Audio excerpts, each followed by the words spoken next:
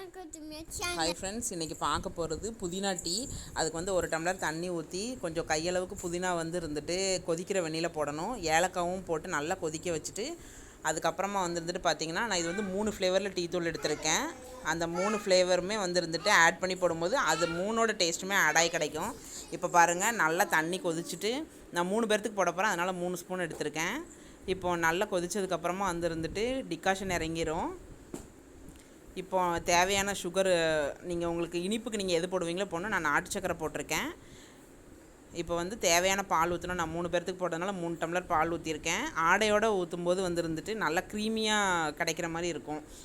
Tea வந்து இருந்துட்டு இன்னும் கொஞ்சம் திக்காக கிடைக்கும். அதனால் வந்து இருந்துட்டு எங்கள் வீட்டில் நாங்கள் ஆடையோடு தான் டீ போடுவோம். இப்போ போட்டுட்டு நல்லா கொதிக்க வச்சுட்டு வடிகட்டிட்டிங்கன்னா ஊற்றுறப்ப எவ்வளோ தண்ணியாக இருந்தது பாருங்கள். இப்போ கொஞ்சம் திக்காக கிடைக்கும். ஆடையும் இருந்த இடமே தெரியாது. டீ வந்து ரொம்ப ரொம்ப சூப்பராக இருக்கும். இந்த மாதிரி ட்ரை பண்ணி பாருங்கள். தேங்க்யூ.